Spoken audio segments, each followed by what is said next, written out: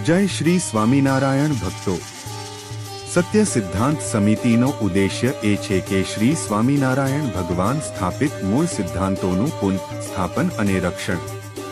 તો ચાલો આપણે સમિતિમાં જોડાયેલા એક હરિભક્તની સત્ય માટેની પુકારને સાંભળીએ। વહાલા સર્વે સંતો અને હરિભક્તોને અમારા સત્ય સિદ્ધાંત સમિતિના જાજા કરીને જય શ્રી સ્વામિનારાયણ। વહાલા હરિભક્તો, સ્વામિનારાયણ સંપ્રદાયની એ રીત અને પરંપરા છે કે સંપ્રદાયનું પાંચમું અંગ એવા જે સંતો તે પ્રથમ પોતાના જીવનમાં સ્વામિનારાયણ સંપ્રદાયની જે વિચારધારા, આધ્યાત્મિક ફિલોસોફી, એના સિદ્ધાંત, એના બંધારણ, એના નિયમોને પોતાના જીવનમાં આત્મસાત કરે અને ત્યાર પછી એ વિચારધારાને, એ સિદ્ધાંતોને, એ બંધારણો અને એ નિયમોને સમાજની અંદર એનો પ્રચાર અને પ્રસાર કરે। કહેવાનો મતલબ, સ્વામિનારાયણ સંપ્રદાયની ફિલોસોફી, એની વિચારધારાનો પ્રચાર અને પ્રસાર કરવાની સંપૂર્ણ જવાબદારી સંતોની રહેલી છે। અને સ્વામિનારાયણ સંપ્રદાયના 200 વર્ષના ઇતિહાસમાં આપણે જોઈએ તો શરૂઆતના 100 વર્ષની અંદર સંતોએ પૂરી નિષ્ઠાથી પોતાની આ ફરજ અને કર્તવ્યને નિભાવ્યું છે। ત્યાર પછી ધીરે ધીરે આ સંતો પોતાના ફરજ અને કર્તવ્ય નિભાવવામાં પુનઃ ઉતરતા ગયા અને છેલ્લા આ 20-25 વર્ષનો જો આપણે સ્વામિનારાયણ સંપ્રદાયનો ઇતિહાસ જોઈએ તો ખ્યાલ આવશે કે સંતો ટોટલી પોતાની આ ફરજ અને કર્તવ્ય નિભાવવામાં નિષ્ફળ ગયા છે। મારી આ વાત સાંભળી ઘણા સંતો અને હરિભક્તોને એમ થશે કે આ વિરોધની વાતો કરે છે, નેગેટિવ વાતો કરે છે, લાગણી દુભાવવાની વાતો કરે છે। તો વાલા હરિભક્તો, અમારા જે આ સત્ય સિદ્ધાંત સમિતિ છે એનો ઉદ્દેશ્ય કોઈની લાગણી દુભાવવાનો, કોઈનો વિરોધ કરવાનો કે નેગેટિવ વાતો કરવાનો ઉદ્દેશ્ય જ નથી। એનો ઉદ્દેશ તો છે કે સ્વામિનારાયણ ભગવાને જેવો સંપ્રદાય સ્થાપ્યો હતો એવો ને એવો એને પુનઃ પ્રસ્થાપિત કરવો। સંપ્રદાયના 6 અંગો, એની સુરક્ષા, એનું શુદ્ધિકરણ, એનું જાગૃતિ, એનું સંગઠન શાસ્ત્રોક્ત સંકલન પૂર્વવત મુજબ મજબૂત કરવું, આ અમારો સંકલ્પ છે। કોઈનો વિરોધ કરવો કે કોઈની લાગણી દુભાવી કે નેગેટિવ વાતો કરવી એ અમારો ઉદ્દેશ્ય જ નથી।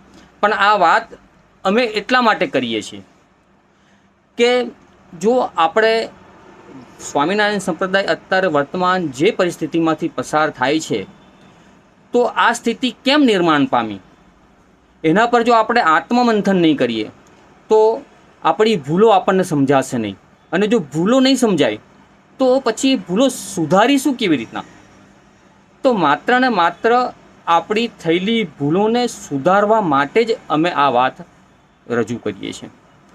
અને હું આ જે વાત રજૂ કરું છું એના પાછળના કારણો બી હું તમારી સમક્ષ મૂકું છું।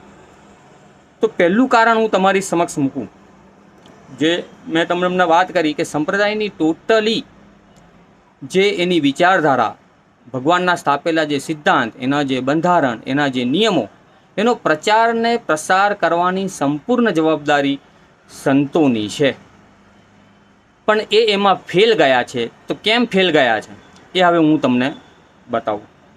વાલા હરિભક્તો, આ તમારી સમક્ષ એક શાસ્ત્ર બતાવું છું જેનું નામ છે દેશ વિભાગનો લેખ।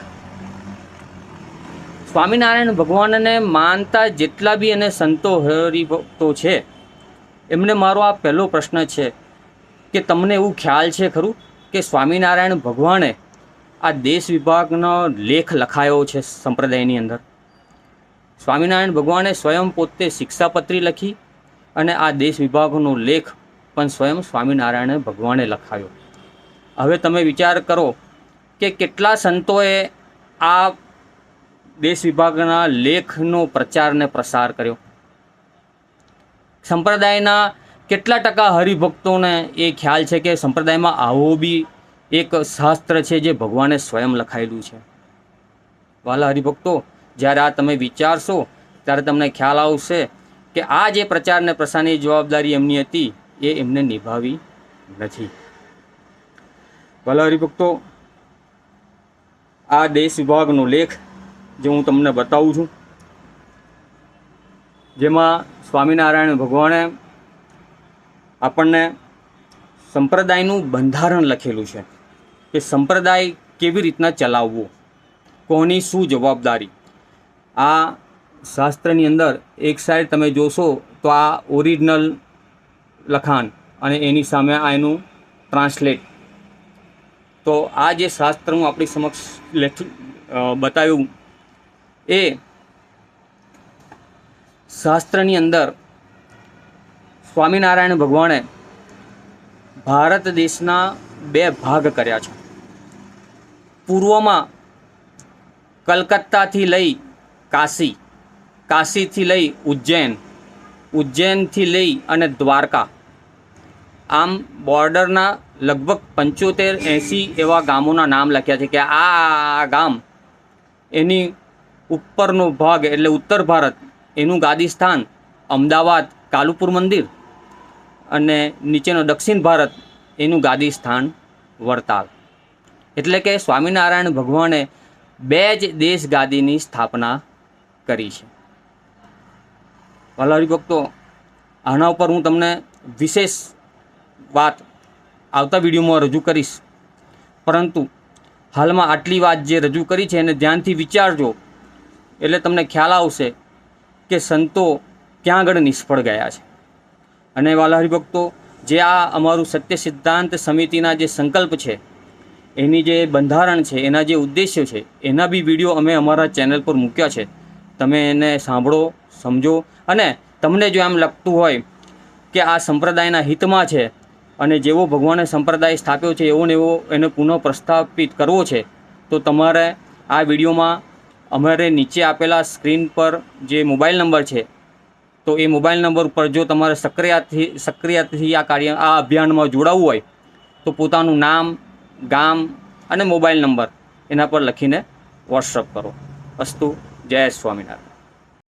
તમે પણ અભિયાનમાં જોડાવા માંગતા હોય તો નીચે આપેલા નંબર પર નામ, ગામનું નામ અને ફોન નંબર લખી વોટ્સએપ કરો તથા ચેનલ સબસ્ક્રાઇબ કરી કોમેન્ટ સેક્શનમાં જય સ્વામિનારાયણ લખો.